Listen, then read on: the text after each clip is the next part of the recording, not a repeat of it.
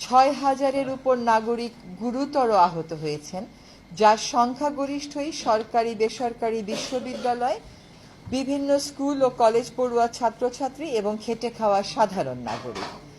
আহতদের মধ্যে ৬১৫ জন দৃষ্টি হারানোর আশঙ্কায় আছেন।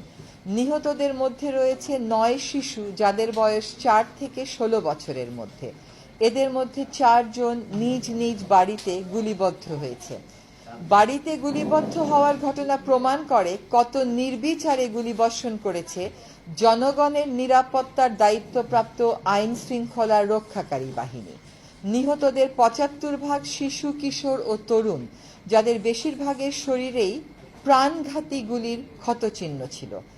এছাড়া বিভিন্ন সহিংস ঘটনায় হতাহতের মধ্যে কয়েকজন আইন শৃঙ্খলা রক্ষাকারী বাহিনীর সদস্য ও সংবাদকর্মীরাও রয়েছেন। বিভিন্ন গণমাধ্যমে তথ্য প্রমাণের ভিত্তিতে ২১০ জন নিহত হবার সংবাদ প্রকাশিত হলেও সরকার ১৪৭ জনের মৃত্যু তথ্য পেয়েছে বলে দাবি করেছে, যা অগ্রহণযোগ্য। আমাদের বিশ্বাস করার কারণ রয়েছে যে হতাহতের প্রকৃত সংখ্যা আরও অনেক বেশি, যা ইন্টারনেট বন্ধ থাকায় গণমাধ্যমের উপর সরকারের একচ্ছত্র নিয়ন্ত্রণ ও তথ্য প্রবাহে সরকারি বাধার কারণে জানা যাচ্ছে না।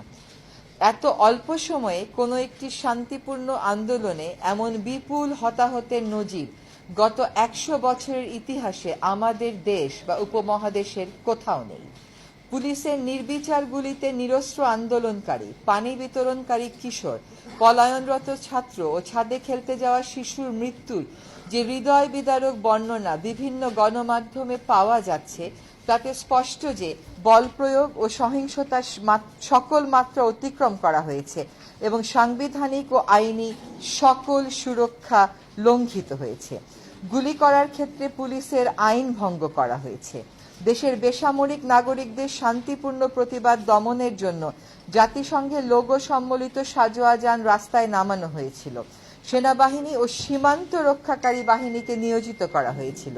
কারফিউ জারি করে দেখামাত্র গুলির নির্দেশ দেওয়া হয়েছিল এবং হেলিকপ্টার থেকে টিয়ার সেল, সাউন্ড গ্রেনেড এবং অভিযোগ মতে গুলি ব্যবহার করা হয়েছিল, যা দেশের ইতিহাসে নজিরবিহীন। শিক্ষার্থী আন্দোলনের সমন্বয়ক ও কর্মীদের অনেককে বাসা থেকে তুলে নিয়ে গ্রেফতার দেখানো হচ্ছে বা অবৈধভাবে আটক রেখে তাদের উপর শারীরিক ও মানসিক নির্যাতন করা হয়েছে এবং হচ্ছে। ইতোমধ্যে আটককৃত অনেককে রিমান্ডে বা রহস্যময় আটকাবস্থায় অমানসিক অত্যাচারের অভিযোগ উঠেছে এবং আলামতও দেখা যাচ্ছে।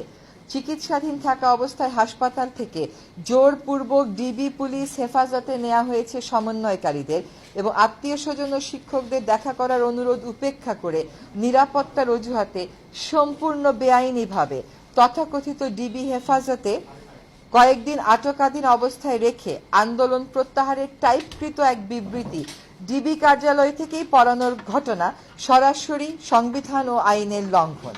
আটক অবস্থায় ডাকসুর সাবেক ভিপি নুরুল হক নূর ও কোটা সংরক্ষণ নেতা নাহিদ ইসলাম সহ আন্দোলনের নেতাকর্মীদের উপর যে নির্যাতনের চিত্র দেশবাসীর সামনে উপস্থাপিত হয়েছে, তা গুরুতর ফৌজদারি অপরাধ।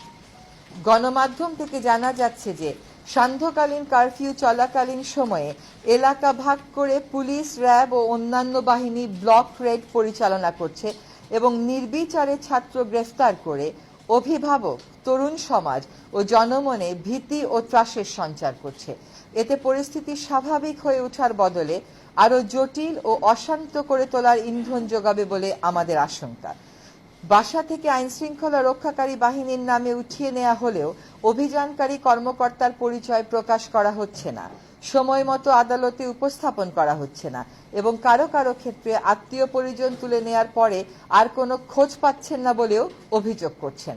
গ্রেফতারে মরিয়া বাহিনী এমনকি অপ্রাপ্তবয়স্ক এক শিক্ষার্থীর রিমান্ড আবেদনও করেছিল, যা পরবর্তীতে উচ্চ আদালত কর্তৃক স্থগিত হয়েছে। এমন নির্মম হত্যাযজ্ঞের ও বল প্রয়োগের নিন্দা, ধিক্কার বা প্রতিবাদের উপযুক্ত ভাষা আমাদের জানা নেই। এই বিপুল প্রাণহানির দায় প্রধানত সরকারের। শান্তিপূর্ণ আন্দোলনকারীদের উপর যে মাত্রায় বল প্রয়োগ ও সন্ত্রাসী কায়দায় আক্রমণ করা হয়েছে, তা দেশের জনগণ ও বিশ্ব বিবেককে স্তম্ভিত, ক্ষুব্ধ ও মর্মাহত করেছে। আন্দোলন চলাকালে নাশকতামূলক তৎপরতার কারণে বেশ কিছু রাষ্ট্রীয় প্রতিষ্ঠান, স্থাপনা ও সম্পদ ক্ষতিগ্রস্ত হয়েছে, যা কোনোভাবেই সমর্থনযোগ্য নয়। সুষ্ঠু নিরপেক্ষ তদন্তের মাধ্যমে এইসব নাশকতার জন্য যারা দায়ী তাদের চিহ্নিত করে আইন অনুযায়ী শাস্তির দাবি জানাচ্ছি। তবে এই অজুহাতে ভিন্ন মতের কাউকে দমন পীড়ন বা সাধারণ মানুষকে হয়রানি কোনোভাবেই সমর্থনযোগ্য নয়। আমরা ক্ষুব্ধ যে প্রাণহানি, জনতার উপর হামলা ও গুলিবর্ষণের কোনো তদন্ত না করে পুলিশ শুধুমাত্র নাশকতার মামলা দায়ের করে হাজার হাজার অজ্ঞাতনামা লোককে আসামি করছে, কয়েক হাজার লোককে গ্রেফতার করেছে।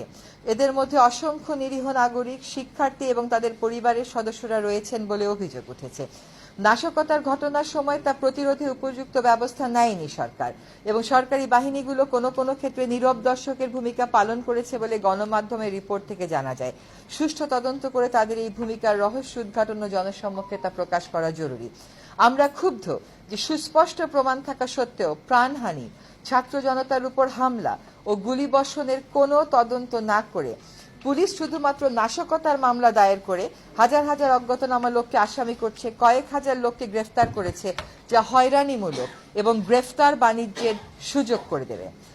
সুস্পষ্ট প্রমাণ থাকার পরেও গুলি চালানো কর্মকর্তাদের গ্রেফতার না করে অপরাধী খুঁজে বেড়ানো এবং অপরাধীকে ধরিয়ে দেওয়ার আহ্বান উপহাস বটে। এভাবে নিরস্ত্র মানুষকে হত্যা